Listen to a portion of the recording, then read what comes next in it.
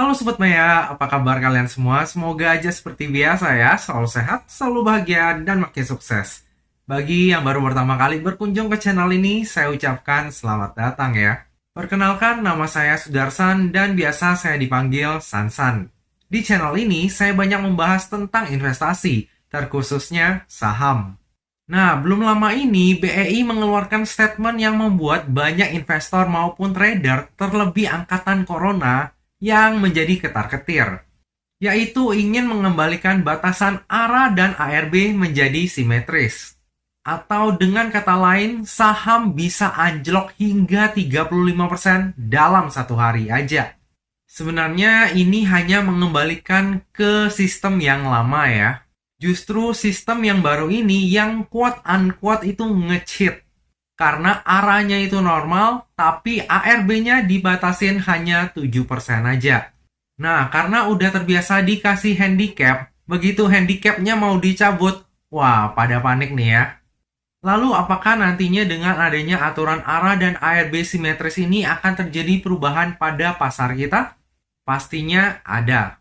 Nah, di sini saya akan coba sharing kepada Sobat Maya mengenai pandangan saya terhadap perubahan sistem auto reject ini. Menurut saya, hal yang bakal terjadi yang pertama nih, saham di papan akselerasi akan jadi lebih menarik.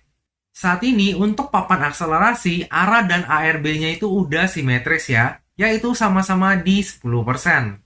Hal ini menjadi salah satu alasan kenapa saham di papan akselerasi itu nggak ramai diperdagangkan.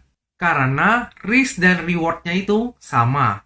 Kalau dibandingkan dengan papan pengembangan ataupun papan utama, itu beda jauh ya.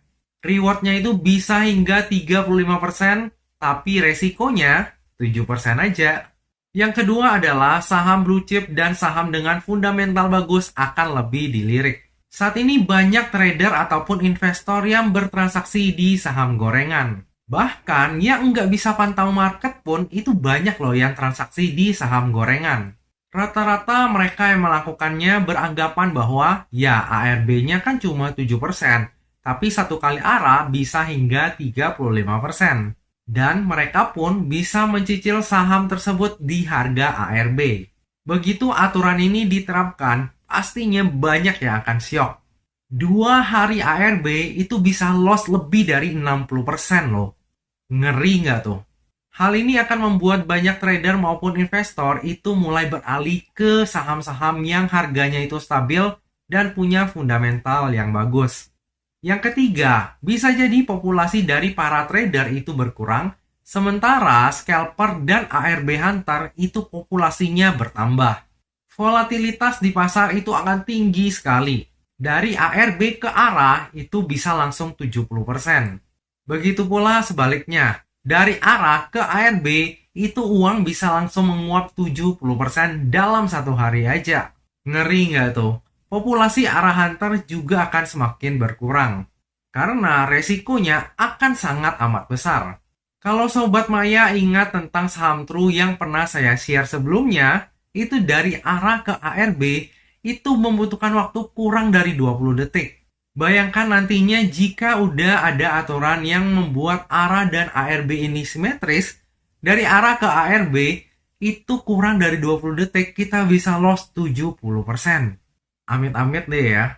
Jadi jika nantinya aturan ARA dan ARB simetris ini udah diterapkan, pastikan Sobat Maya menjauhi saham-saham yang ada penunggunya ya. Contohnya seperti True, WinAir, dan lain sebagainya. Yang keempat adalah saham eIPO itu akan lebih sepi nih dari retail, terutama bagi yang nggak bisa pantau market. Saat ini banyak banget yang berspekulasi di saham IPO. Beli aja semua saham IPO, rewardnya bisa hingga 35%, sementara resikonya hanya 7%. Apa yang perlu ditakuti? Nah, nantinya mindset seperti ini akan berubah ketika aturan ARA dan ARB simetris udah diterapkan. Lalu yang kelima adalah enggak akan ada lagi ARB berjilid-jilid. Ya tentu aja ya, karena dalam satu hari aja bisa anjlok sampai 35%. Yang biasanya butuh 5 hari, sekarang udah bisa done di satu hari aja. Lalu untuk dividen hunter seperti MG itu nggak akan seleluasa sekarang. Kalau sekarang kan ARB-nya itu maksimal di 7% ya. Jadi ketika ada saham yang membagikan dividen jumbo nih, contohnya 15%, MG itu bisa beli di cumdetnya, lalu jual di ex-date-nya pada harga ARB. Jadi langsung dapat selisih harga ya. Jadi 15% dividen contohnya dikurangin dengan harga ARB yang turun 7%, masih ada selisih 8%. Nah, nantinya jika sistem ARA dan ARB simetris ini udah diterapkan, strategi tersebut udah nggak bisa diterapkan. Yang keenam, walaupun terlihat mengerikan, tapi sebenarnya selalu ada peluang. Saya masih ingat, dulu saham-sahamnya Pak Beni Cokro waktu masih menguasai bursa, seperti MIRX atau Trump, itu dari ARA bisa ke ARB, ke ARA lagi, ke ARB lagi, ke ARA lagi, lalu ditutup di ARB. Bisa bayangkan nggak, kalau misalnya orang dalam, itu dalam satu hari bisa cuan berapa ratus persen. Terus bayangkan nih, kalau misalnya suatu hari terjadi crash. Misalnya nih ya, BBCA dalam satu hari turun 15%. Apa nggak bikin ngiler tuh? Jadi sebenarnya dalam kondisi apapun, itu pasti ada yang diuntungkan dan pastinya ada peluang. Gimana kita beradaptasinya aja sih sebenarnya dengan hal yang baru tersebut. Nah Sobat Maya, demikianlah video sharing saya kali ini. Bagi yang merasa terbantu dengan adanya video ini, jangan lupa untuk subscribe, like, komen, dan share video ini ya. Oh iya, bagi yang menunggu video pembahasan saham IPO yang begitu muncul langsung bejibun, sabar dulu ya. Semoga aja IPO kali ini aman ya, nggak di PHP seperti IPO-nya King ataupun NPEI kemarin. BTW ada sedikit fun fact nih Sobat Maya. Jadi dari 5 emiten yang akan IPO sebentar lagi, itu ada satu emiten yang approach saya untuk endorse emiten tersebut.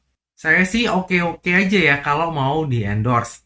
Tapi dengan satu syarat, saya nggak mau diintervensi. Jadi kalau misalnya emang bagus, saya akan bilang bagus. Kalau misalnya jelek, ya saya bilang jelek. Kalau ada data tambahan dari perusahaan yang belum ada di prospektus dan mau ditampilkan di YouTube saya, ya monggo banget.